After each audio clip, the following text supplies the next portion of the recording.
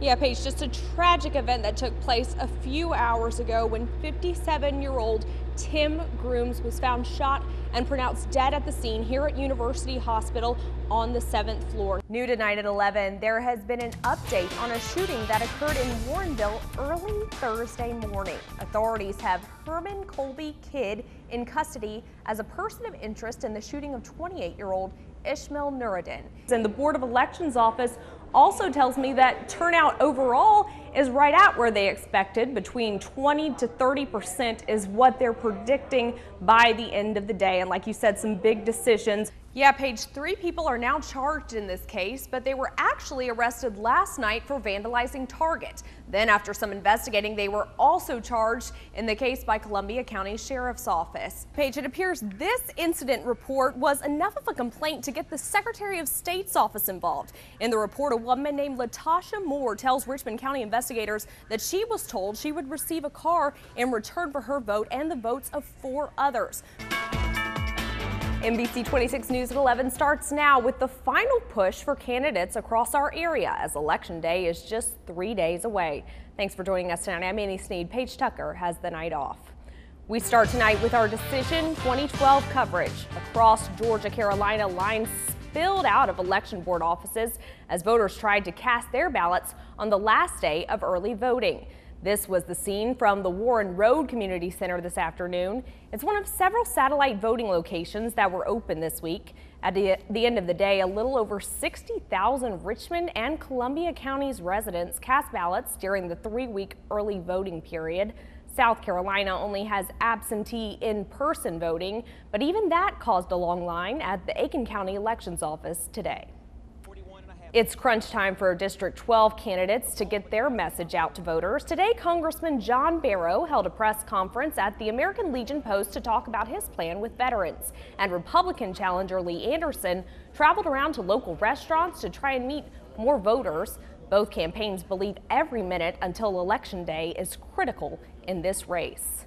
Avery D. Niles was sworn in today as the new commissioner of the Georgia Department of Juvenile Justice. Niles, who previously served as chairman of the DJJ board since March of 2012, was officially sworn in by Governor Nathan Deal at the Capitol.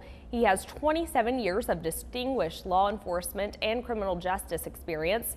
Niles takes over for Gail Buckner, who resigned to become a Murray County's chief magistrate judge. She was also sworn into that position today. New information tonight about tuberculosis testing at a local high school. All Butler High School students will be tested for TB next week. A question that seems to keep popping up: should parents, students, and staff at Butler High School be concerned about tuberculosis? Well, we took that question to Dr. Jim Wild at GHSU. He says tuberculosis is an easily treated disease. He even tells us even though a person may test positive on their TB skin test, that doesn't necessarily mean that person has an active case of TB. You're exposed to tuberculosis. And Wild says people with weak immune systems are more likely to get the disease. Turning to our NBC 26 crime alert, the man accused of gunning down his wife's nephew inside University Hospital will remain behind bars until trial. Charles Gurrell in court today for a bond hearing. The 85-year-old was in tears as the judge denied bond. Gurrell is accused of shooting 59-year-old Tim Grooms inside the hospital last month. Prosecutors say he smuggled in the gun and fired up to 6 shots. They believe the motive was a family dispute over the care of Gurrell's wife, who was Groom's aunt. Also in court this morning, the 14-year-old boy accused of shooting and killing a Grovetown girl Halloween night. The teen was granted a $10,000 bond and released into the custody of a family member. The boy is accused of grabbing a shotgun inside Kristen Burnett's home when it apparently went off, killing the 13-year-old girl. Investigators believe the shooting was accidental and have charged him with involuntary manslaughter. A Columbia County man charged with numerous counts of child molestation and sexual exploitation faced a judge this afternoon. Ronald Stanley went before a judge to plead not guilty to sex acts against a juvenile stemming from 2007. Columbia County investigators tell NBC 26 Stanley made the juvenile perform sex acts on him and introduced her to pornography. FBI agents raided his Grovetown home and found child pornography. Stanley is being held without bond. Your NBC 20. Well, NBC 26 was a proud sponsor of tonight's From Augusta with Love, hosted by the Red Shoe Society of Augusta. Liz Hill emceed the event, and other members of the NBC 26 News crew attended. Funds raised go to the Ronald McDonald House Charities of Augusta.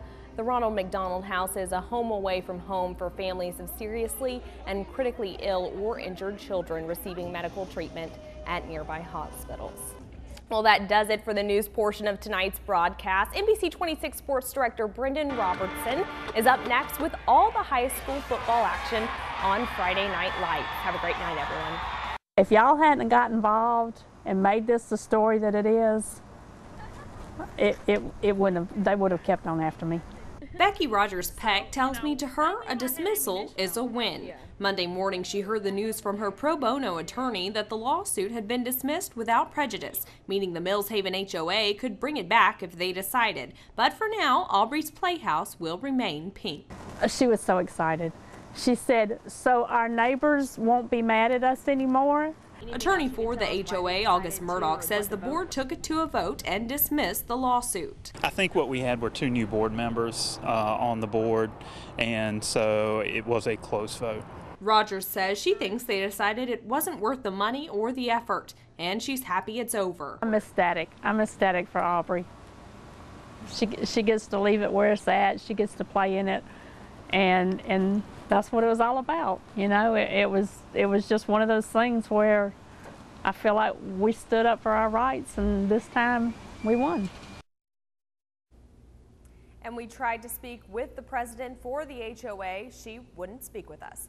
In the studio, I'm Snead, NBC 26 News. Page 85-year-old Charles William Gorell of Aiken has been charged in the murder of 57-year-old Tim Grooms. It's apparently a family dispute that has been a long time in the making. This was the scene Tuesday afternoon at University Hospital after a shooting on the 7th floor. Richmond County investigators say 85-year-old Charles William Gorell shot and killed 57-year-old Tim Douglas Grooms, his wife's nephew. It looked like this was confined to a family-related incident, and no member of the public or the hospital staff was ever in jeopardy or was ever a target of the incident. Captain Scott Peebles with the Richmond County Sheriff's Office tells us Gorell's wife was being treated at University Hospital and the shooting happened in her room. Hospital security responded and took Gorell into custody. Hospital officials say they are offering counselors for people if they need it. Sharday Walker was on the 6th floor when it happened. She says they heard a lot of running. We were nervous. I mean, it was just, you know, because we didn't know if the person was on the loose. We didn't know what was going on. Lyle Wolfgram's stepdaughter was on the same floor, just a few doors down from the shooting. She said she heard some screaming and some gunshots. It scared her, you know, obviously. And she unhooked herself from her IV machine and went in the bathroom and locked the door, which was a very good thing to do. And University Hospital does not have scanner systems in place to detect firearms on visitors to the hospital, but again, we're told no one else was in any danger. In the studio, I'm Snead, NBC 26 News.